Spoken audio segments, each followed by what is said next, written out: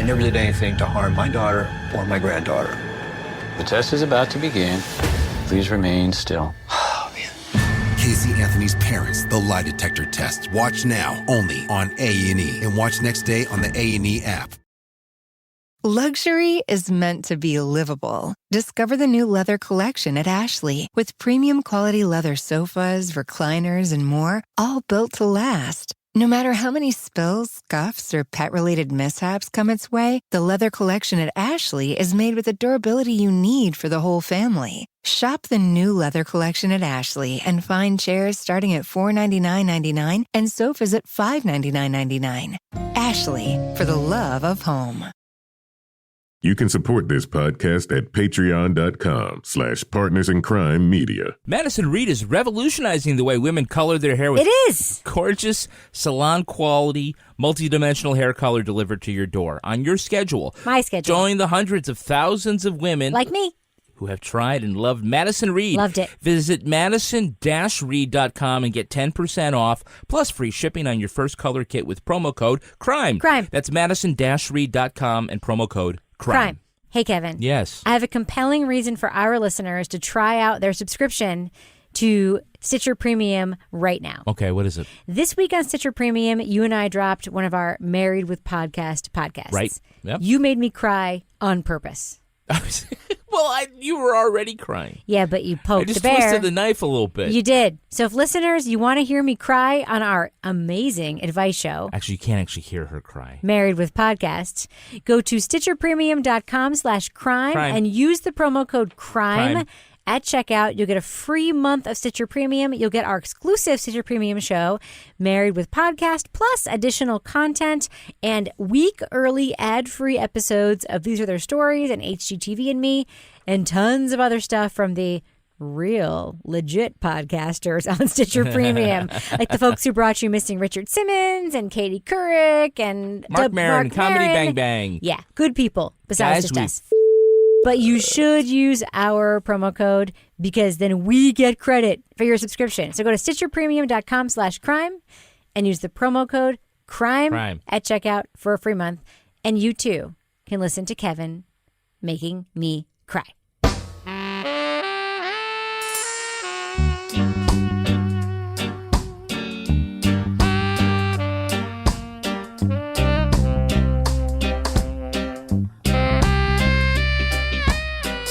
I'm Rebecca Lavoie, and this is Crime Writers On, the podcast about other podcasts and also about true crime, pop culture, journalism. And this week we'll look at the new genre-bending true crime documentary from Netflix called Wormwood. Also, we will revisit Slow Burn, Slate's truly excellent series on the Watergate scandal.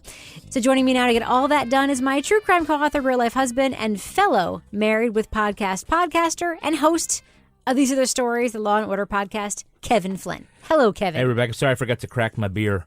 There we go. Actually, it's just a soda, but it sounds the same, right? You know what? It would only have been better if you did it in slow motion, like 17 times. Like and we that. had to watch it over and over and over again. I realized at some point I was going to have to crack it and it was going to make that noise. I might as well make it part of the show. That's right. But you could have done it Netflix style, and we could have seen it in flashback, and then in flash forward, and then in flashback again. And then like really slow. That's right. Also with us is journalist, true crime author, licensed private investigator, former defense investigator, and crack local investigative reporter, Laura Bricker. Hello, Laura. Hello. I'm dying to know what I cracked. I haven't cracked much lately. Oh, we'll talk about it in a second. And also with us is the author behind the City Trilogy and our favorite anti-conspiracy theorist, Toby Ball. Hello, Toby. Hello, Rebecca. So, Laura, when I called you a crack investigative reporter, I was talking about the update on the story that you mentioned briefly last week when you were talking about your frozen pipe woes, your interview with the final candidate for superintendent of schools. Your article today in the Seacoast paper of New Hampshire that you write for. What's the name of the paper officially, Laura? Well, it's Seacoast Online, but it covers like 6 local papers. It was a crack investigative story. That final candidate was in fact rejected by Why? I don't know. They only had one candidate. Like that was their choice, and then they rejected him. It was fascinating. It was like watching a train wreck. That's all I can say. it really went off the rails when they said, tell us about a personnel issue that was difficult that you dealt with. And all of a sudden, this like insane, convoluted story about how he was getting in a fight with the school board, who was micromanaging the new principal, and the administrative assistant, who was best friends with the school board chairman, locked him out of his own school.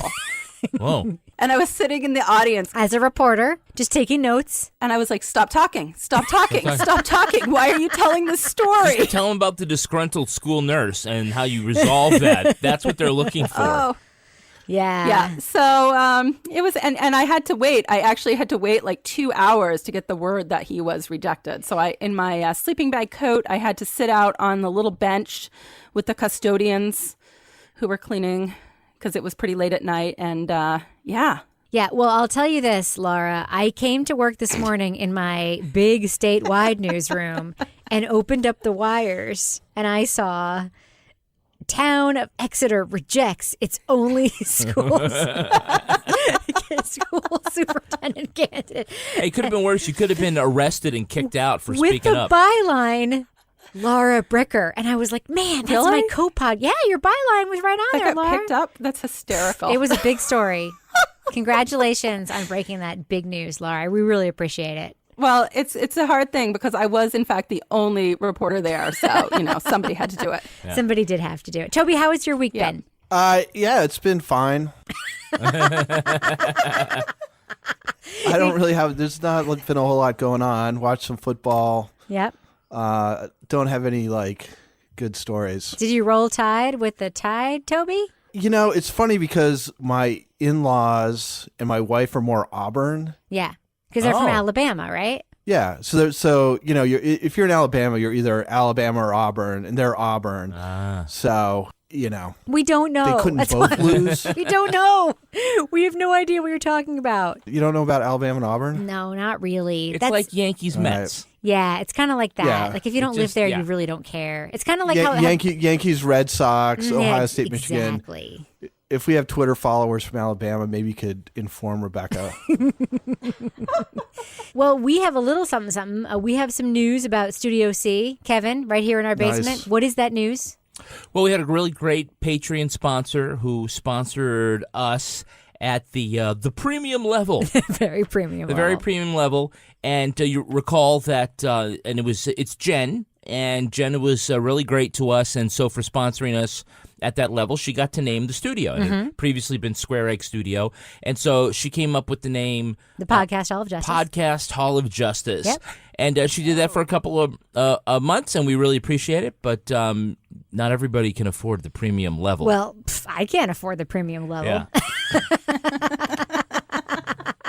But if someone out there can, and they want to name our studio, we invite you to do so. Yeah, so just go to Patreon, and if you want to support us at that, you'll see what it is, and you can support us at that level, and you'll get the naming rights, or contact us directly.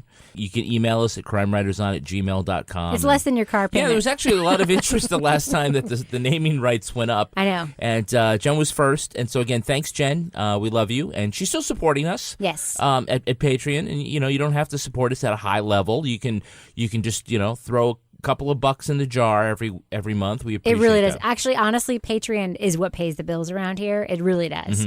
So wouldn't it be great if some you know how stadiums get Oh, like Qualcomm the or Verizon, the Verizon studio, the Verizon wireless studio.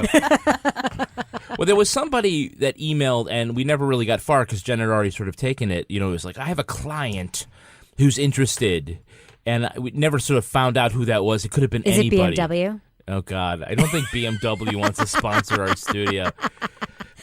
But yeah, so anyhow, so think about if you'd like to do that, and if you like us a lot, if you like us a lot, we'll name our studio after you. That's right. And if it's like the John Smith Memorial Studio, sure, we could do that. Sure, if it's named after your cat, the Stampy Memorial Studio, we could do that. So no Nazi names. That's right. No. We're not going to be like the Goebbels studio Goebbels, or whatever. We're not doing that. But we will negotiate with you and name it after the corporate thing of your choice. Yeah. I don't know. There's something fun. I thought Square Egg was great. I thought Podcast Hall of Justice was great. So whatever. All right. Well, I have another programming announcement to make. Yeah. Next week, I'm very excited to say we are going to be talking about the number one podcast on the podcast charts right now. Mm-hmm. We are going to put aside our preconceptions and put aside our biases, and we are going to review Atlanta Monster, All right.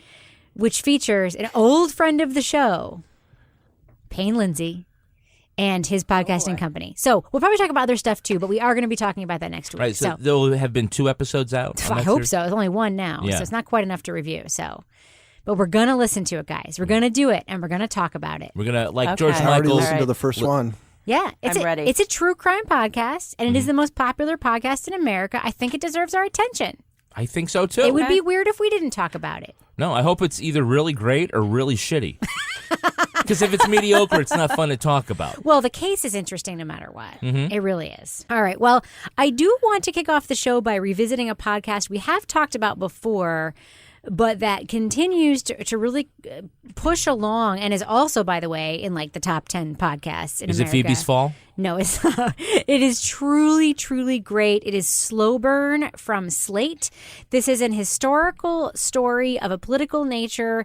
The reporter and host behind it, Leon Neyfakh, brings us back to the days of Watergate and takes a look at the story from angles we haven't heard before. And I, just so you know, guys, sent a note to some of the leaders in my newsroom today because we're working on a nonfiction true crime news-oriented podcast, which I may or may not have hinted at on this show earlier in my newsroom.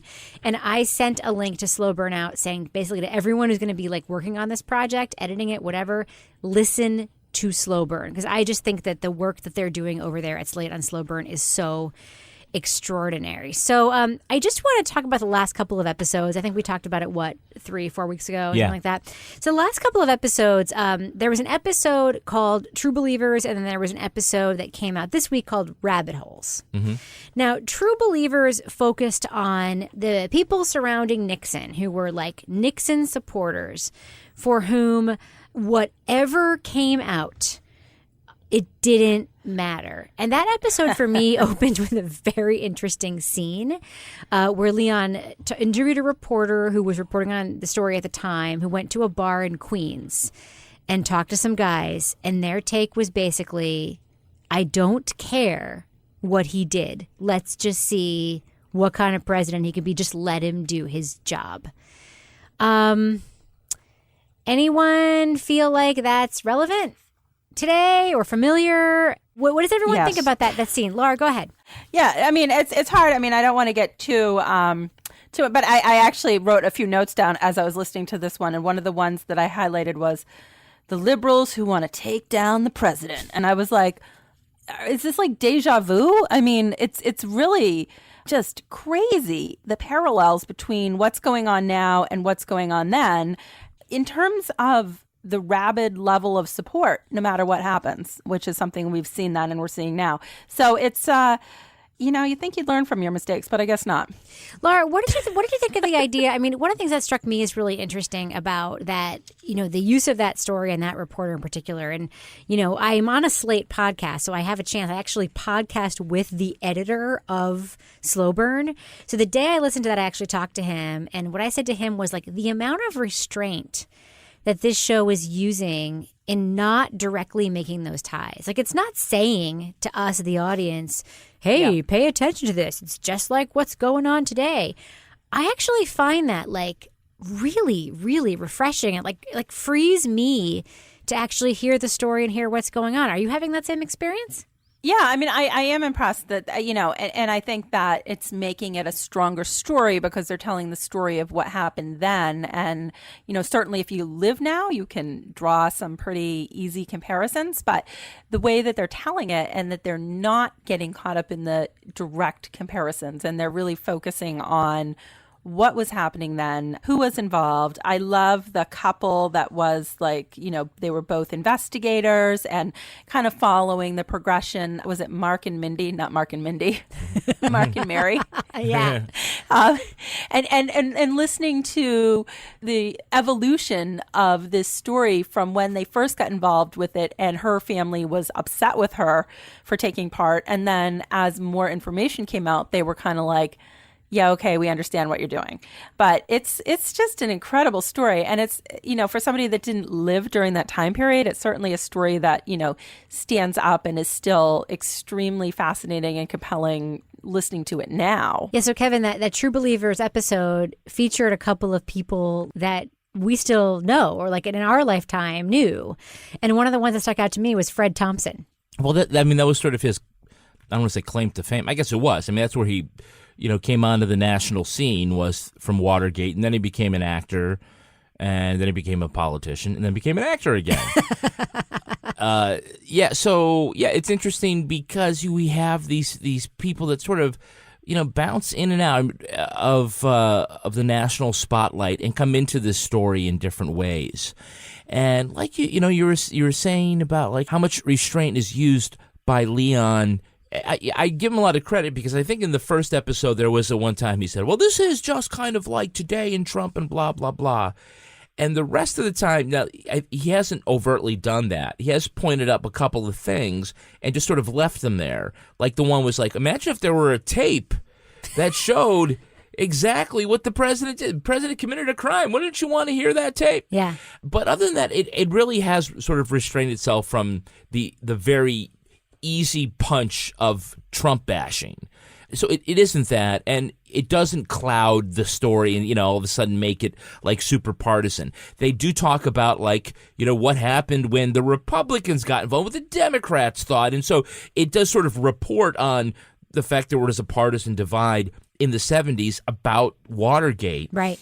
But it doesn't like make it so, it isn't so hyper partisan that that it has to be like oh, can you believe this happened and it's happening again? And it's just trying to kind of stay focused on the Watergate story and just kind of let some echoes ring out. And if you want to pick them up and put them in with what's happening today, you can. It is your choice. Now, Toby, one of the things that was really interesting to me about the episodes about the investigation and the Senate investigation and the Senate committee was that story about how both sides, Democrats and Republicans, have investigators, and have their own investigation. And sometimes, they insist on being in the room together when they question somebody. And then sometimes they literally sneak to see each other's documents. Like there was that amazing story of that guy who was told by a transcriptionist that he should see something. And so what he did was stood in the door and the document was sitting on the guy's desk and he just looked at it. And then that was the basis allegedly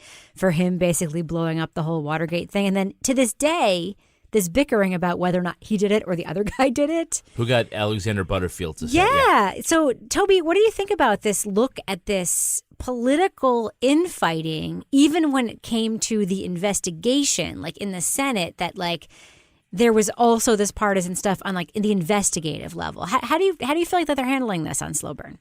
Yeah, I mean, I think it's interesting. I don't think that's changed a whole lot. You can certainly watch the news and see that there's sort of parallel tracks going on in these different committees.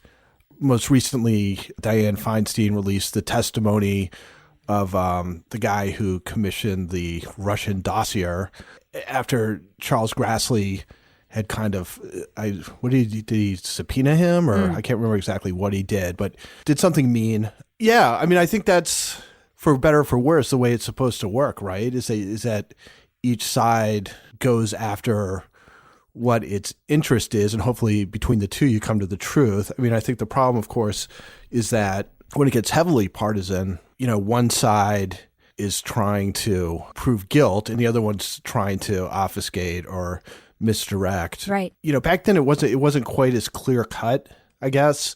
It wasn't always, if you're a Republican, you're a conservative. If you're a Democrat, you're a liberal. Mm-hmm. So there's I don't think right now there's any equivalent of Lowell Weicker, who was a liberal Republican from Connecticut. And I was talking to my dad about Wright Patman, who was the focus of the second episode. The segregationist, but right, Democrat. Democrat. And he was just laughing. Texas.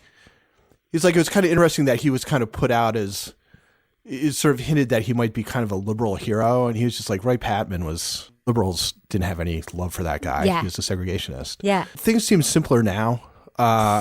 In that, but I don't disagree with that. The camps are drawn. If you're right now, if you're a Republican, you're sort of running interference for Trump. And if you're a Democrat, you're supporting very aggressive, investigations. Right. They're not like the crossovers that there were then, where you'd have Democrats who might be defending Trump, and you might have Republicans who might be more aggressive. Like even the ones who talk aggressive don't actually, vote or support things. So I think it was a little more complicated back then. I agree with you that it was more complicated insofar as that, like when you hear those two guys like sort of arguing through time about who was the one who actually broke through in that interview and like uncovered everything about Watergate, neither one of them was saying that what they found out was wrong. They were just like so quibbling about who found it out. Yeah. Like who figured it out. And that's to me what was interesting is that I didn't hear, like the Republican side saying like, I can't believe that Democrat investigator thinks he did it. He wasn't saying, I can't believe what he thinks he found out. Like, no one is disputing the facts that there was this cover up, which brings us to the latest episode of Slow Burn, which is all about conspiracy theories. Now, Kevin and I, full disclosure, had a little disagreement before this episode about whether or not this was the best one or not. I thought it was. You didn't like it as much? I think lie detectors have been the best one. I loved this Rabbit Holes episode of Slow Burn so much.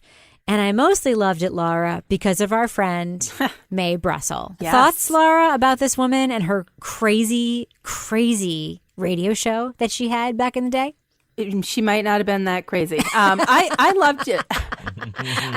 I'm listening to this and I'm at the gym today and I'm like, wow, this lady she is not going to stop. And then I think my favorite part was like, for listeners that couldn't get the radio signal, she would record it and send them not only the tape, but all of her sources every week. Yes, she was a podcaster, I thought that was Laura. fantastic. She was a podcaster in the yeah. early 70s doing Before her on-demand time. audio. Yeah. Yeah, but she was an interesting character, right? Because on the one hand, I think that the podcast did a very good job of playing tape of her that showed that she was a little bit like the Alex Jones of her day. Like she would float things that were insane, but then in the insanity, she would tie it together with all of this other stuff that was like a little bit borne out maybe by facts, and that other like credible people like sort of supported, like her whole Howard Hughes thing. Like it was really interesting, right? It was super interesting. And it was super interesting in that, at first blush, you're like, okay, this lady's a total wingnut. And then you're like, no, maybe she's not. So within everything that she's throwing out there to see what sticks, there definitely was some credible information. And I think at the time that this was taking place, there really wasn't another platform to sort of throw all this information out and sort of test the waters and see what stuck and see what might have legs and what might actually be credible. There wasn't the 24/7 media and all the different types of media that we have now. So she was really before her time in terms of being able to sort of test theories in the way that she was testing them. But she definitely presented a little crazy in the beginning. Now, Toby, Leon makes the case, I think, fairly credibly that this era, the Watergate era, was the birth of the era of like Americans and conspiracy theories, because there were a lot of conspiracy theories around it. Everyone had them. Obviously, this woman, Mae Brussel, was like the queen of that. But then as it turns out, what was uncovered was an actual conspiracy. So sort of lending credence to the idea of like, I think what later became like the black helicopter thing, like very powerful men conspiring to hold on to power over the protection and service of the American people. What do you think of this idea that like every conspiracy theory person in America is suddenly like mainstream because of this moment in Watergate? My sense is that the conspiracy stuff probably started with Kennedy, his assassination, and that this was like following in that sort of slipstream. It's like you went from having the president assassinated to Watergate, and it really gets you, concerned about what is going on amongst the political elite, that one can be killed and the other one can have this kind of off the books government, I guess. I thought the episode was really interesting because I like hearing about that kind of stuff. It's bad. I don't think those kinds of conspiracy things about like, she said that maybe the plane was taken down because Hunt's playing, Mrs. Hunt. I think that's harmful. And I think the weird thing is that these conspiracy people, if I was like in Nixon's group, I'd be like, yeah, you keep this stuff going. I will help you send out all your tapes, because it makes a case that's not true and makes all this other stuff seem, it sort of tars everything by association. I like the episode. I think she's an interesting character. I think the whole conspiracy industry does some damage to our discourse. But Toby, I think that one of the things that Leon does in this episode is he tries to show that, and this is something that I think about a lot, like there are conspiracy theories that, are conspiracy theories, and then there are conspiracy theories that end up being, they hold water, at least to some extent. And I think he does that a little bit. Like he uses one, which is the Howard Hughes conspiracy. And for our listeners who haven't heard this episode, he basically like draws the lines and he says like Howard Hughes, the billionaire who's played by Leonardo DiCaprio in The Aviator, lent Nixon's little brother a bunch of money to open like a hamburger restaurant that failed.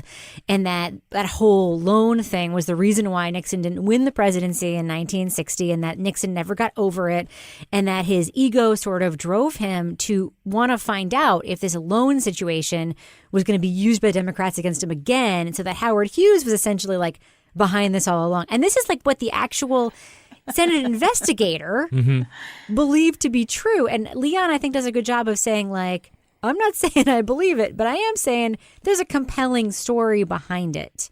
I mean, Toby, do you ever wonder about like the ones that have enough that there could be something there? Or are you just like, don't even speculate? No, I mean, but I think that's different than, blowing up planes so you can assassinate one person. Right. I think, was it this, or I might have been doing some reading about this, where there was like a list of all these people who had died who'd been connected to. I know that was Mae Brussel, but she had a big old list. There's one of Kennedy about that, yeah. Yeah, and there's one about Clinton, and it's like if you're a public figure, 10 zillion people, and some of them die. Right. So I think there's a difference between things like the Hughes, which that to me doesn't seem quite as outlandish on the face of it, compared to Bill and Hillary Clinton are personally murdering people all over the place. Right, personally. Like the September 11th conspiracy stuff. Yeah. And, false flags. I think there's a pretty vast difference between these things where you can draw personal relationships or monetary relationships between people and how that might affect things, and there being like secret networks or secret assassinations that you don't know about. I hear Laura laughing because there actually was a secret network in this situation, right, Laura? Well, I'm thinking of like the Illuminati. I'm thinking of like the preteen boys who are obsessed with the Illuminati. And it's like there's always some conspiracy theory that somebody's latched onto. And I don't know about you, Rebecca or Kevin, but like how many times did somebody call the newsroom when you worked in the newsroom or have worked in the newsroom with some crazy story that, was like, again, some great conspiracy? And how many times did it come out to be actually true? That's true. How many times do you even look at it because it's so That's nuts? true. But Kevin, how do you feel about how this podcast is handling that? Because I do think it would have been easy, even journalistically. I mean, I think about, the way Sarah Koenig handled like the rumors in Serial, and she basically said there were rumors, we're going to pursue them. Do you think Leon drew a good balance behind like trying to let the audience know, keep in mind, I wasn't alive in 1972. I was born in 1973, right? So he is just trying to like give us the information and tell us what the atmosphere was like. And the whole purpose of this podcast, I think, is to sort of paint a picture of like the time, the circumstances, the crimes, and how it all kind of went down, the investigation. I think this episode was important because it changed the American attitude, right? No, I don't think that's why this. No. What do you think? No, first of all, I think we disagree on the importance of this episode. I think it's kind of interesting because it's different from the politics to talk about the crazy conspiracy people. But the only reason it's relevant at all, as he mentions in the end, was that in this case, the conspiracy was true. And so it validates all the other conspiracy theories. But didn't he also say that and it ended up changing people's perception of the reason people go into politics. Exactly. That's what I was going to say. That's why it was important. It turned us into a nation that embraces conspiracy theories. Right. But he did that in the last 10 minutes. And, the other 20 was interesting. But, is it like really like relevant to the... I loved it. But, I mean, I guess the idea of the whole podcast is to go onto these sort of different tangents and talk about all the peripheral figures. And I think that's what we're supposed to like about it.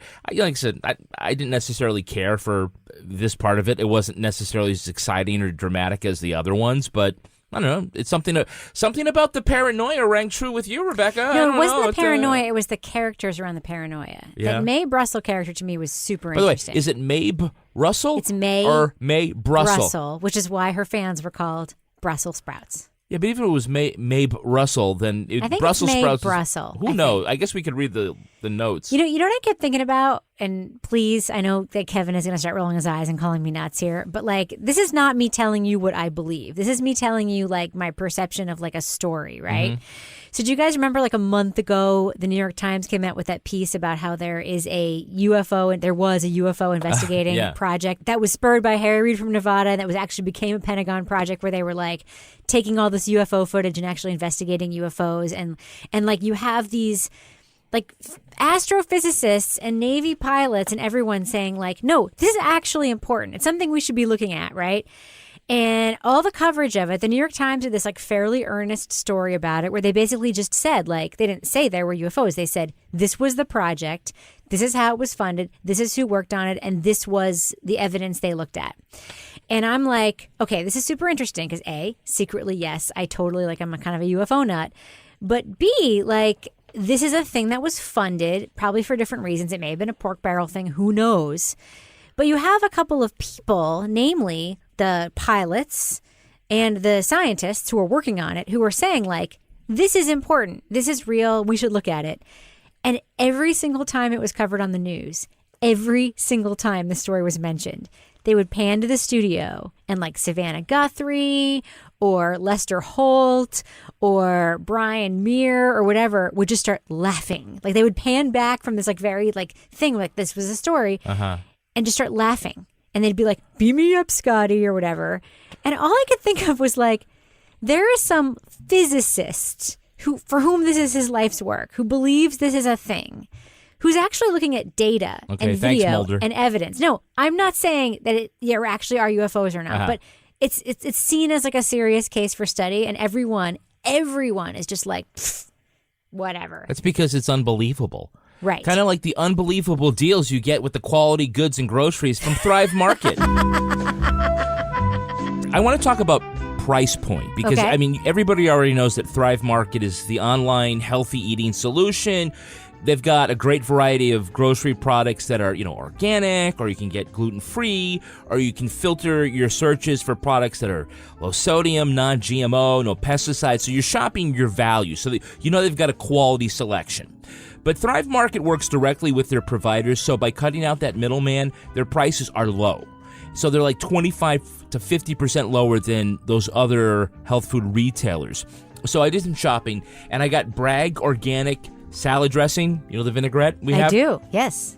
It was 27% cheaper than the corporate warehouse. That's a lot. Yeah. Cholula hot sauce. Oh, my favorite. Gotta have the Cholula. On the eggs. I put Cholula on everything. 35% cheaper. I put Cholula on my toothbrush. Well, they do have toothpaste. I didn't pick any up, but Bone & Nature organic spaghetti, 40% cheaper. So now a year subscription to Thrive Market is $59.95, but we're going to give you $60 in free groceries from Thrive. Really? Yeah. Plus, we are?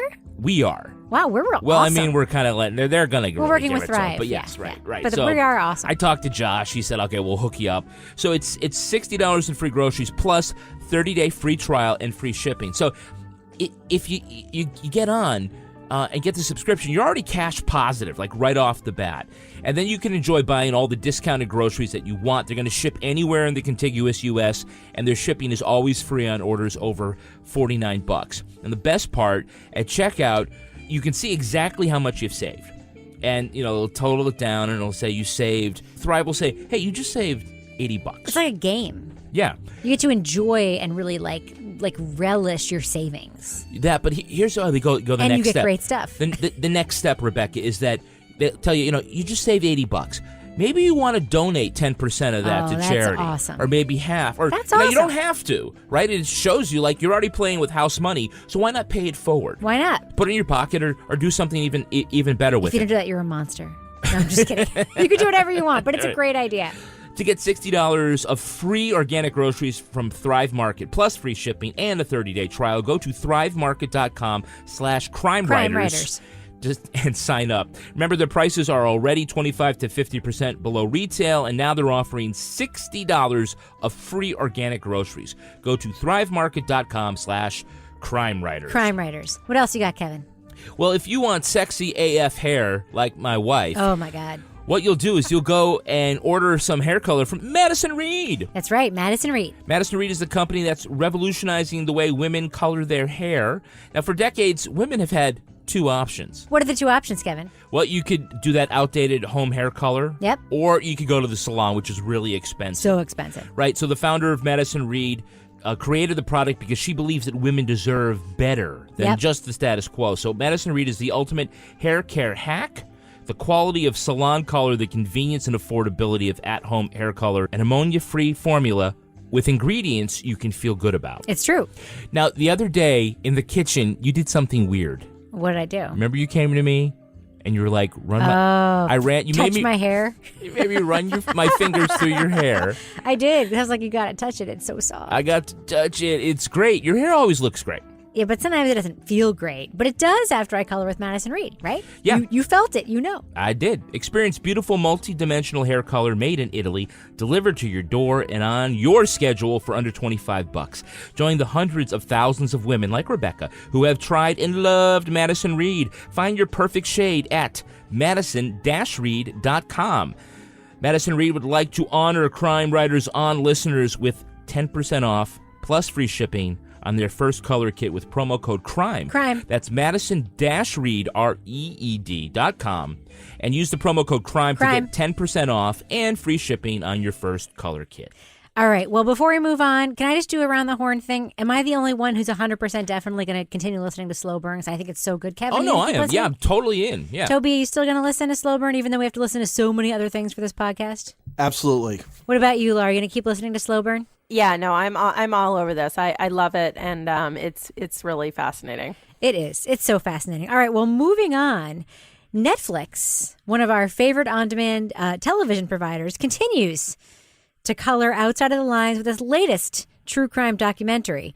Wormwood tells the story of a son's journey to learn the truth behind his father's suicide, alleged suicide, said to be connected to an LSD experiment by the CIA. Directed by Academy Award-winning director Errol Morris, the series shifts back and forth between Eric Olson explaining the twists in his father Frank's story and dramatic reenactments by an established cast including Peter Sarsgaard and Molly Parker. Wormwood presents a crime documentary in a totally new way, but the question is, does it present it well? Now, I will just say the reason that we're talking about Wormwood is because Toby, me, you, we all read these like resplendent reviews of the series and we're like, we got to talk about it.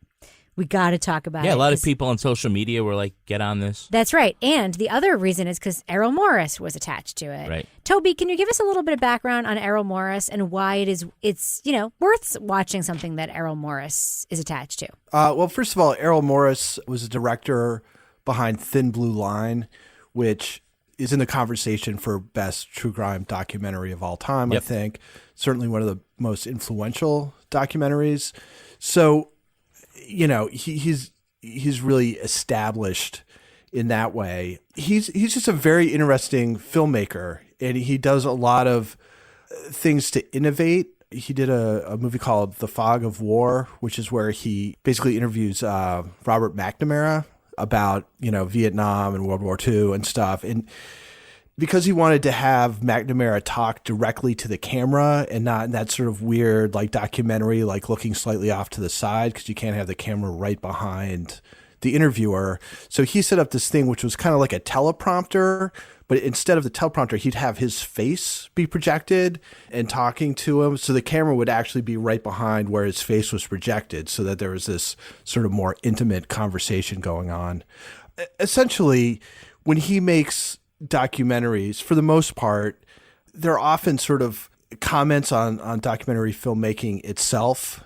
He interrogates different things that are sometimes sort of passed over or sort of assumed in normal documentaries, like what is an actual fact? What is an interpretation of a fact? How do you take these things that you see, facts, perceptions, whatever, and create like a story or a history from that? And I just say all this because I think that, at least when I was watching it, I had to have that kind of in mind. Part of it is watching the story, and the other thing is, what is Errol Morris, what is he trying to get across about the way we watch documentaries or the way we make documentaries? And so those are kind of the two things that I was looking at when I was watching it. All right, so that is a educated lens through which you saw it. I saw it through a half-educated lens. Like, I know Errol Morris is the guy behind Thin Blue Line, and that's pretty much where I started. But I also watched it through the lens of somebody who watches like a lot of media and a lot of stuff about a lot of interesting stories and a lot of like Netflix stuff in particular. And I don't know. I experienced it a little bit differently. Laura, I just want to come to you for a second. We have a very interesting premise for a story here, right? A CIA legit potential conspiracy that resulted in a man dying that was called one thing and ended up being another thing. That is, can we agree, the interesting basis for a story? Yeah, no, this is a great story. Like, when you hear that this is something that actually happened, you're like, this cannot be real. And the fact that it was covered up for so long.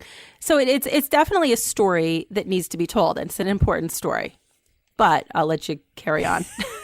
But it had flaws in its structure. So for our audience members who haven't yet seen Wormwood, there is a back and forth between these interviews with Eric the son in this, can we just say, incredibly depressing paneled room. With the awful Very clock. smart, yeah. The wood paneling. Why do you think that setting was chosen, Kevin? I don't know. I mean, it's a good question. I mean, it seemed like an abandoned camp. Yeah, I mean, I did Cabin see one reviewer say that was actually the childhood home that they were in, but then there was like the staircase. It was very confusing, right? To the level where it was almost distracting, where they were having these conversations. I don't know if you were distracted by it. I maybe some people were, but I kept looking at the clock, which of course they unplug so that you don't realize that it like this answer came 2 hours after the previous answer. But I kept thinking, is there something significant about that time, or maybe you should just like move the clock because it's obvious it's not 20 of 3 or whatever. It was. So I think what we're getting to is, Laura, what I think you want to say is that this was slow. Was it slow, Laura? Did you find it slow? It was painful. Like, painful. I think that this was a story that could have been told in about 2 hours, and it could have been told in 2 hours effectively so that you felt justifiably outraged at what happened to his father. But this endless, like, and this is going to sound sort of mean, like every time Napoleon Dynamite came on, I was like, oh my God, he's on again. The son. All I could think was like, Tina, get me a pork chop. But you made the same comment Kevin, during this. You did. I was just like, the way that this was structured, there was so much potential. Like, between the reenactment, the story itself, the participation of family members, but just the way that we had this extremely drawn out, rambling story from the son slowed the story down so much that I just tuned out, and I probably missed half the story because he would just kept talking and talking. And I feel like for me, it wasn't the most effective way to tell this story in such a way that it really made an impact with the average viewer. I will say, we'll talk about pacing and the reenactments in a second. I think the reenactments are a second conversation. Let's talk about Eric's version of the story. Kevin, one of the things that I, as a viewer, started to believe shortly into Wormwood is that this guy Eric is unreliable, right? I think it takes you there initially, where he's saying things and you're like, this on its face doesn't seem reliable. But then he brings in Cy Hirsch, well-known journalist, who basically backs up all of his claims. And then you see all of this historical stuff about how the government admitted that many of his claims were true. And over the course of the whole series, this very questionable narrator who's drawing you through this, which is the son, Eric, as Laura like to refer to him as Napoleon Dynamite. The reasons for his upset and paranoia and wanting to continue to tell the story, they become clear. What do you think about him as a character? I don't know. I think and the way I that's probably thrown had out? a completely different What was observation. your observation? At the end, a little more to that, but I certainly thought he was somebody who was very self-actualized, that he realized some of the absurdity of the situation. He explained in a very detached academic way of his family history and all the steps that they went through between believing this and believing that and being told this. And, him realizing what his long quest had been. Reenacting Hamlet? The Hamlet stuff was actually very interesting. I really... I hated that stuff. You hated it? I guess...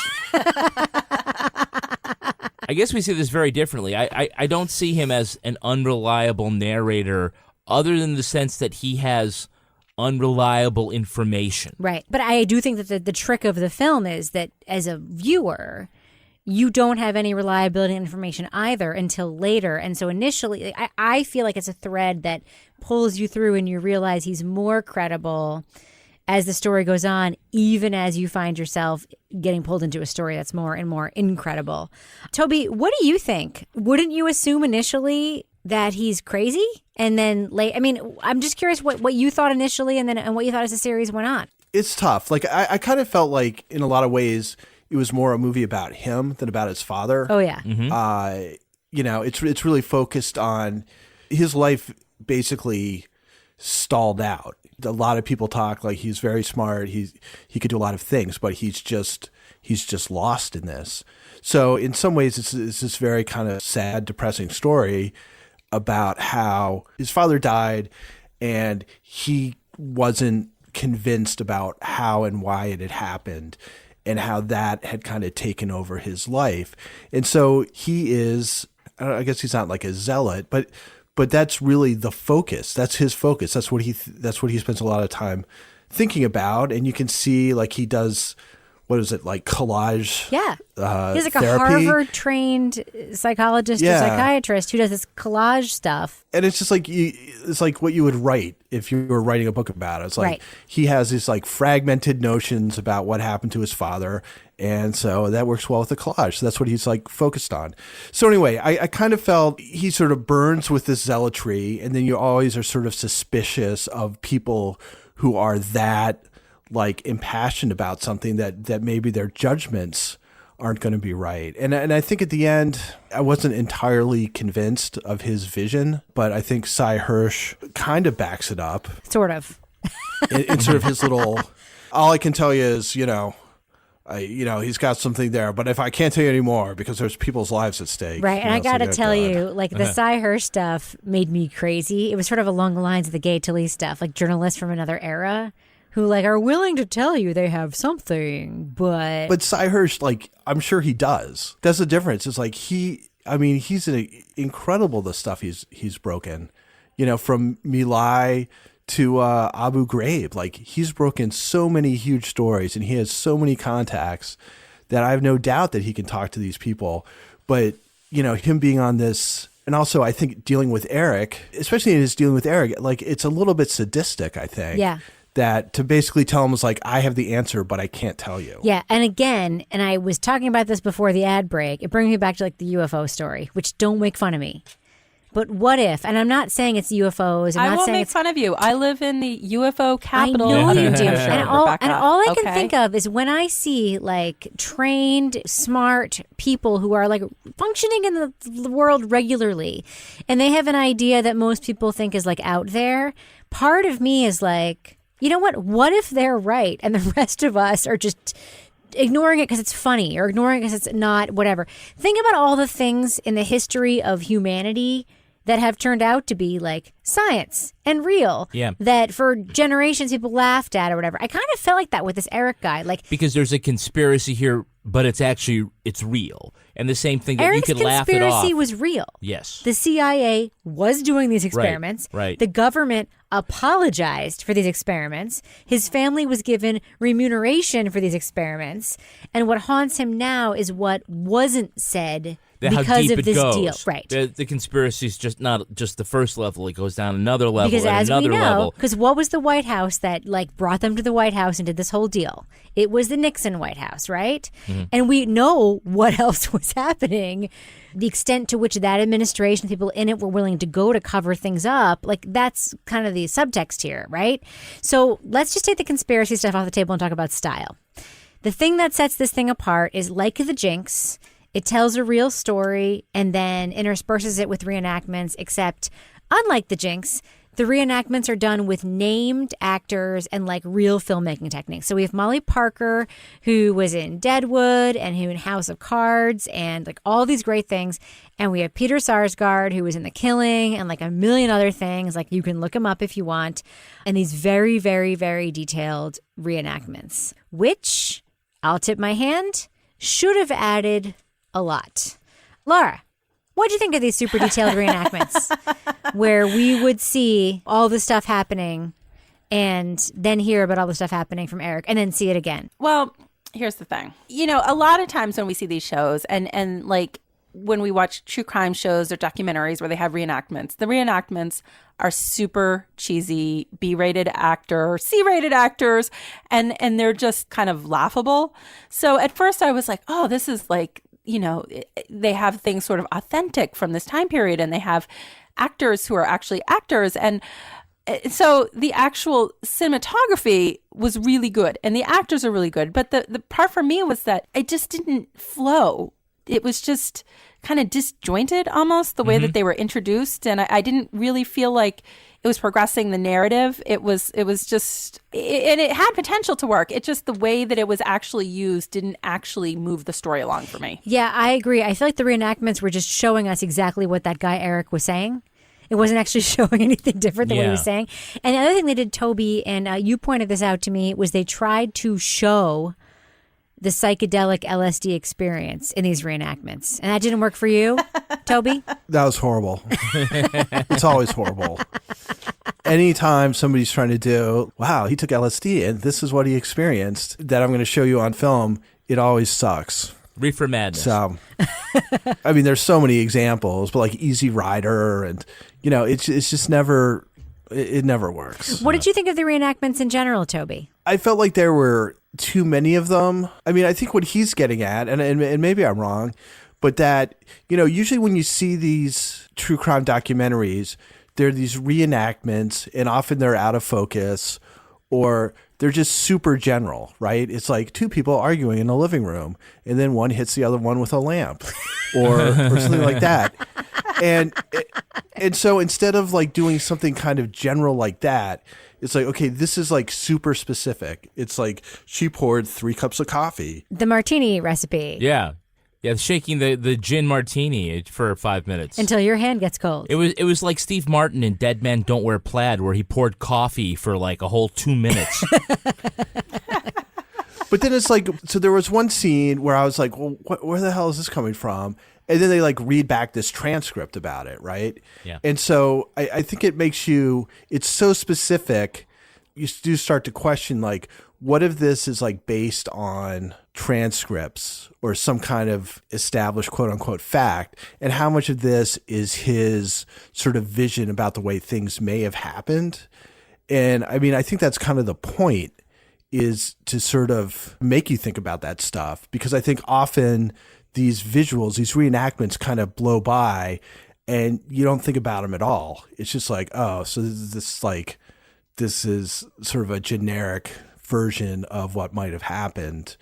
And his is none of this stuff is going to be generic. It's up to you to figure out how you want to take it. Yeah. Does that make sense? No, it does. They kind of went what you're saying, and I don't mean to be crude, except that I am, is balls on the wall with the reenactments. We're going to reenact either every single thing that Eric remembers and says or every single thing that's in the documents, and it's up to the viewer to decide, because they do intersperse documents that show so-and-so went to so-and-so's house at a particular time and this is what they said and what happened. They play the tape and then they show the reenactment, and so you as a viewer are left a little bit disoriented by, is what I'm watching actually a reenactment? Yeah, okay, so I'll give points on a couple of areas. One, with the collages. I mean, I think that was sort of an interesting point visually for the filmmaker because he ended up using a lot of collages Right. with documents and whatnot. Lucky for him, there were collages to use. Yes, there were. Actual literal collages. And it got a little weird. I don't know if it was supposed to be helpful, or maybe it was helpful when they started talking about a certain real-life person, and they showed a collage, but it also included the actor who was so you were like, oh, so when you see the guy who played Warren Littlefield in Seinfeld, you know that's a psychologist, right? But I just think that the dramatic reinterpretations, not only did they sort of like not bring anything, I just think they were bad. They were so dull. There was no Boring. action. Yeah, They were nothing boring. happened. Yeah. And like, Molly Parker has like such good face acting, or it's called AKA acting. Okay, acting, right? That it just didn't seem to be utilized in any sort of way. Like, I don't know who directed those scenes, Right. But it just misfired. What was weird to me was that the Molly Parker stuff in particular, she played Eric's mom in the reenactments. But then we saw actual footage of Eric's real they're mom. Dramatic reinterpretations. Right. But then we saw actual footage Yeah. of Eric's real mom, like testifying, like giving press conferences. Yeah. And in real life, she was like a spark plug. And in these reenactments, she was like paint on a canvas. Like, this is when my mom picked up the cup and brought it to her lips. And this is when my mom Had a little mother's little lit helper. a cigarette. Then the guy in the black hat from Deadwood, who's like this, now he's a CIA spook, who's like passing messages on the cocktail napkins. And, I don't know, I just couldn't tell whether they wanted that You to mean be Deadwood or Westworld? I meant Westworld, yeah. Last week he called it Westwood. This week he called it Deadwood. It's Westworld. It's Westworld. I think Black Hat Wormwood's- guy, by the way, has been everywhere. He's going to be in I that know. Tupac and Biggie He was just one. he was just like in a Black Mirror episode that he watched. He's everywhere. I can't tell whether it wanted the dramatic stuff wanted to be rooted in fact, or whether it wanted to take liberties. Because in some areas it did, in some areas it didn't. But Errol Morris is this, Academy Award-winning director and has found ways to use B-roll and other things to spice up visually instead of just a bunch of like talking heads. And in this case, chooses to use, Hollywood. Right. And I don't know if that was credit for like doing something different, but Right. I don't know if that really worked. Well, I'll say, to me, some of the most interesting parts of the documentary were when we saw Errol Morris in the documentary talking to people. I really wanted more of that. When we saw Eric sitting in that super depressing, awful paneled room, just talking, just talking with his like unbelievably like uninflected voice, right? It was flat, and then the reenactments were also flat, so it was flat. But then sometimes it would pan back and you'd see, oh, there's someone else there, and then you realize, oh my God, that's Errol Morris talking to him. And you see that conversation. Those are moments where like he'd just ask a quick question, like, is that what you really think happened? Or whatever he would say, and it was like that brought it a little bit to life. Like, there's a second person here. I liked the Cy Hirsch conversations a lot with him. I feel like those were a little more lively. They could have been a little more help in driving the narrative. There were some very interesting details. I think what happened to the sister, super interesting. And the fact that there's so much film with the sister, like I wanted more of that. I don't know. There's a lot here. I mean, there's an interesting story, an actual real life CIA conspiracy, which, by the way, I say, Toby, to you, screw you into not believing in conspiracy theories, because here's one. A big one. Yeah, in the end, it was just kind of like, I guess Cy Hirsch kind of vouches for him. So it was like, all right, well, I would normally just be like, okay, whatever. But the fact that Cy Hirsch kind of sticks up for him makes me think about it a little more seriously. Right. Now, Kevin, if you suspected that I had been killed in some horrible way, would you dig up my body 20 years later? Yes or no? With my bare hands. All right. That just was checking. the most disturbing part. I don't even know if I want to speak about this. Why not? I'm sorry, but why did we have to know that his penis was still intact? Why? All right, Why? okay, yeah. Why was that included? Why? You're right. That was weird. That was a weird moment. Okay. It was super weird. Carry on. It was super weird. And I will say, if you are watching that episode of Wormwood, close your eyes, ears, nose holes, and mouth during that part, because it is a little bit cringy. All right. Well, I think we have just given our general thoughts. So I think it's time to go around the horn and give Wormwood on Netflix a review. It's gotten, by the way, I will say again, resplendent reviews by outlets such as the New York Times, a respected outlet that looks at things.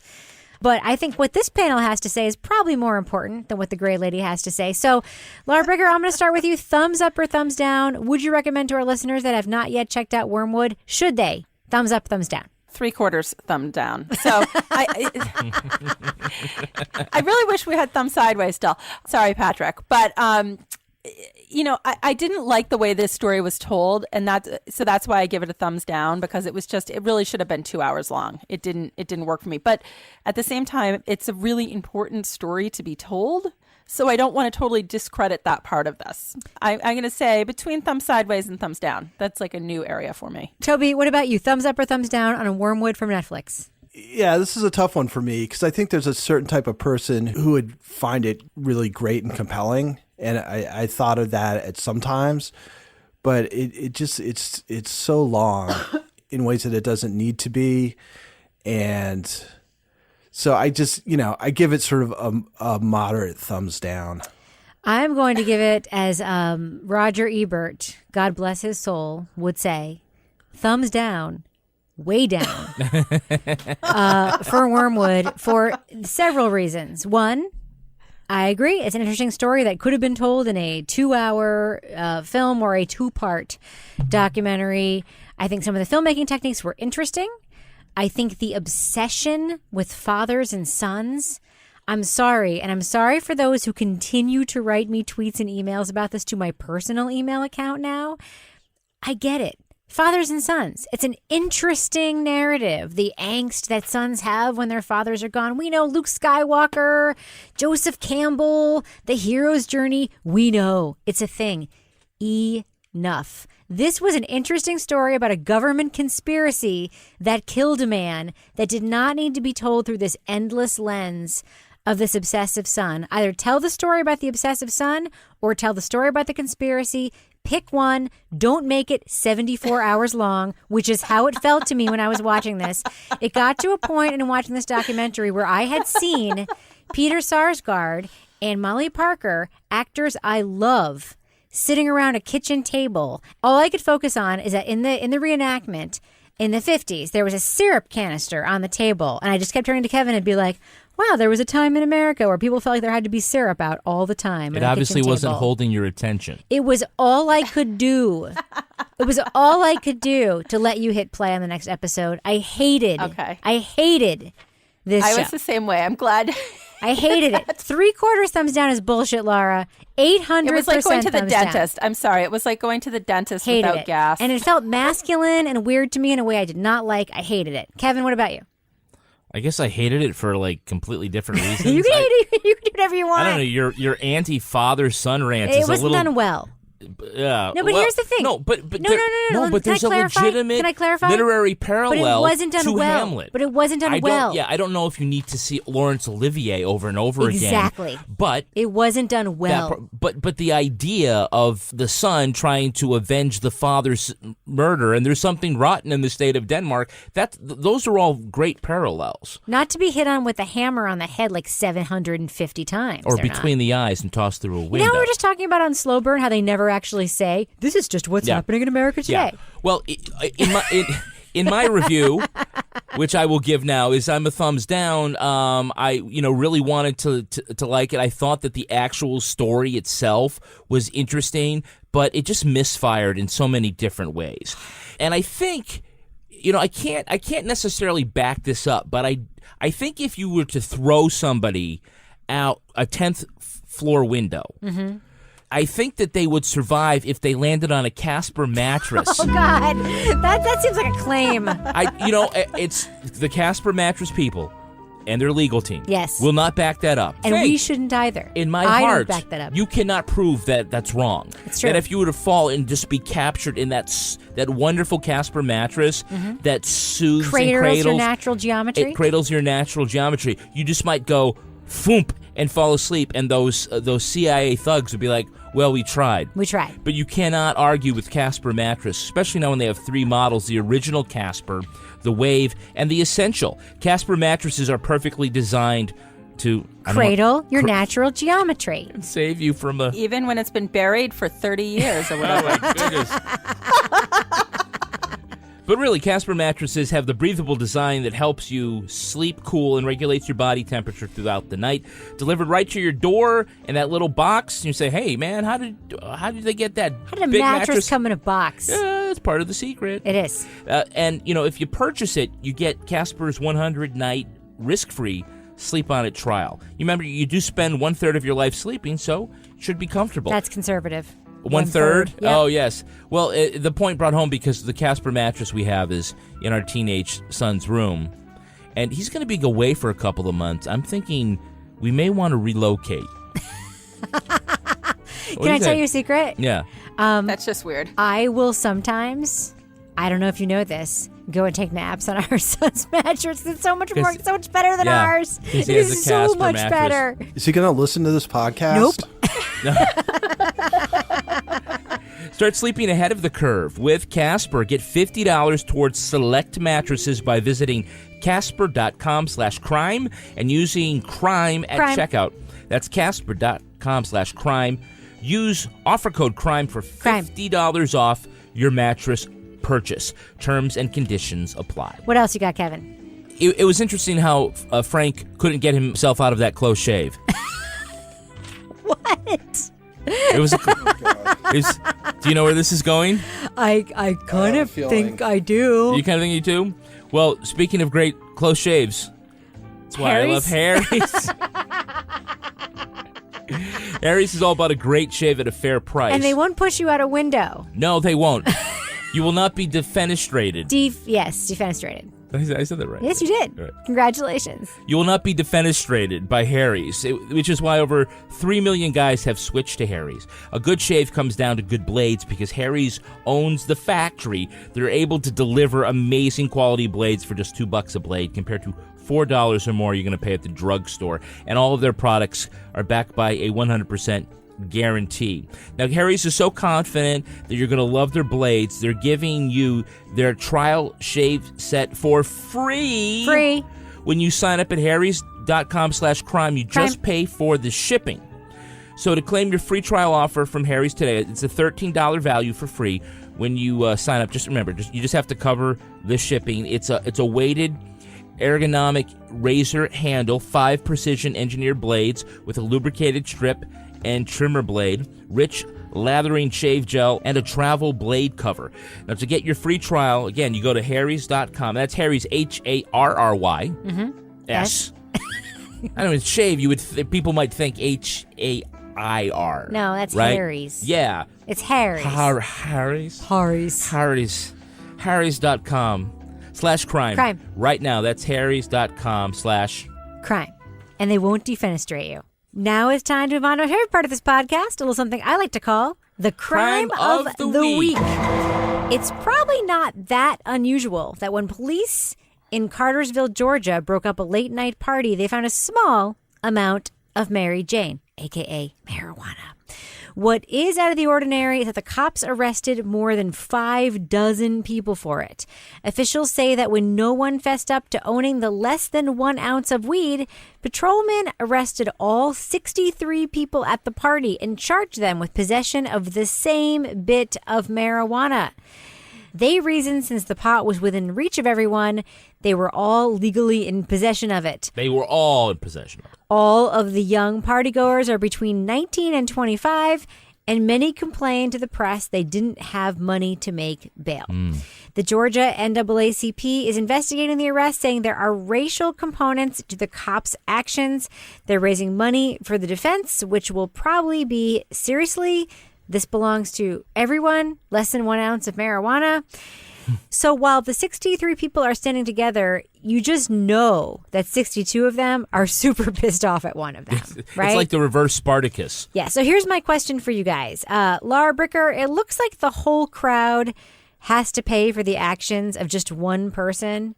Have you ever done anything that got a whole group of people into trouble? I have not. No. Oh, no, come on. I have not. No, I can't think of anything, honestly. I mean, the only time, and I've told this story before, was in college where I got in trouble for the actions of everybody else when I got stuck carrying the backpack full of beer and everybody else got off scot-free. Yeah. This week, I did have a little situation where I got the rest of my family in trouble because of my actions, where after our cold snap, for the last, 2 weeks where it's been so frigid. My car was disgusting, and I was in the car wash. I had managed to get, the new touch-free thing. I had gotten out and taken off my Crime Writers magnet to protect that before I went through. But while I was in the car wash, I realized, oh shit, my son's skis are on the roof. Oh no. But there was nothing I could do. And they were fine. They're nice and They may need they were to nice be and clean. relaxed. Yeah. What about you, Toby? What have you done to get a whole group of people into trouble? That happens all the time in sports practices. Like, seriously, it's just like, you got to hit a free throw or everybody runs.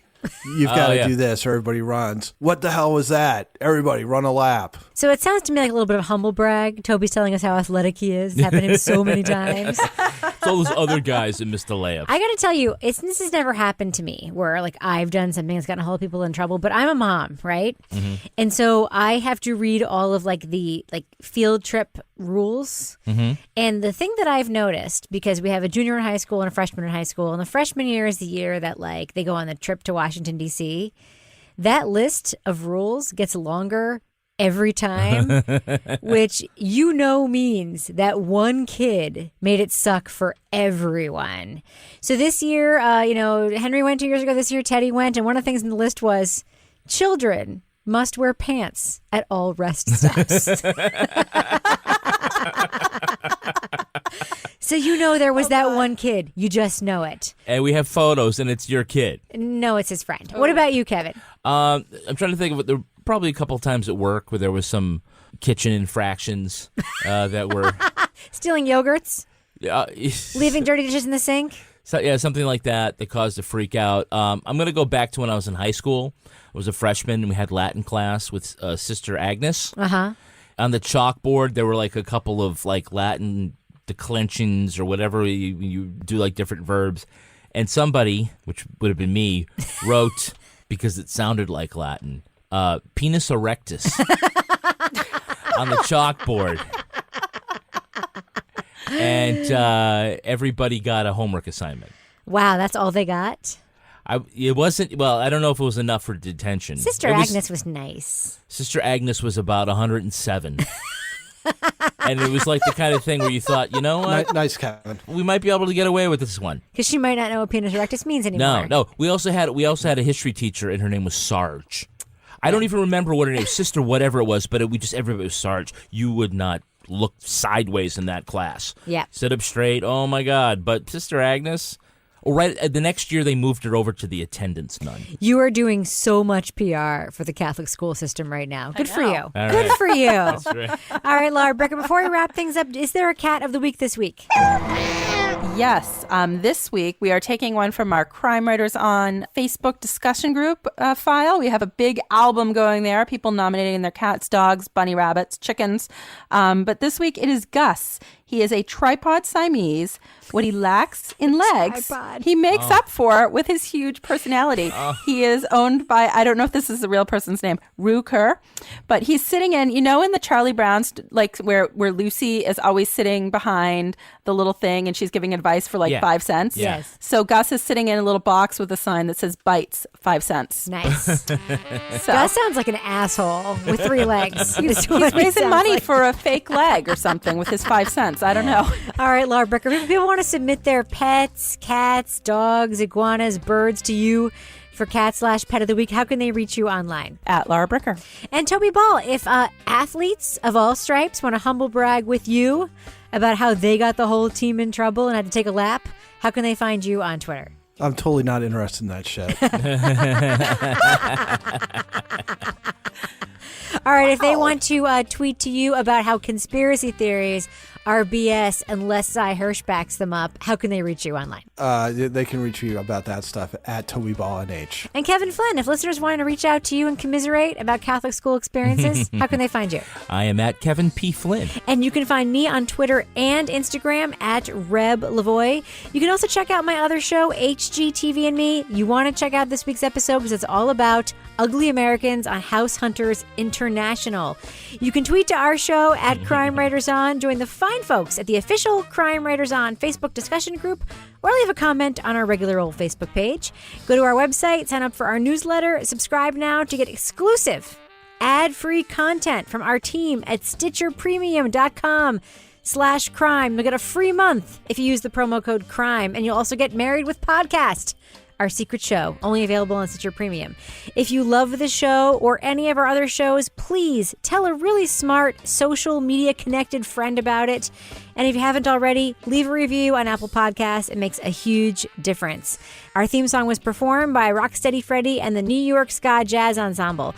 Our show is recorded in the currently known as Studio C, aka the closet in our basement, where we hang all of the creepy collages about our past that we make. On behalf of all the crime writers, thanks so much for listening. We will catch you later. Later.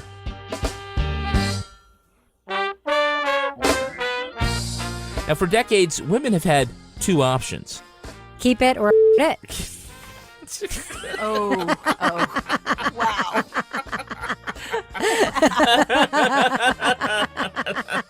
Sorry. Oh, my goodness.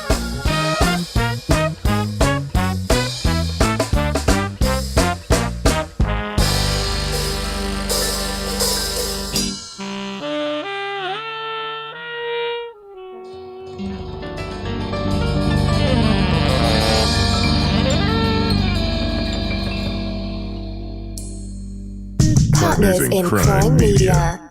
Kevin, remember when I made you touch my hair in the kitchen? Yes, it was weird. That's because Madison Reed is revolutionizing the way women like me color their hair with That's gorgeous, not what made it weird. salon quality, multi-dimensional hair color delivered to my door on my schedule, and it makes my hair feel so good. Join the hundreds of thousands of women like me who have tried, Touching your hair right now. I can feel it, and who love Madison Reed. Visit madison-reed.com and get 10% off plus free shipping on your first color kit with promo code CRIME. Crime. That's madison-reed.com and promo code Crime. CRIME.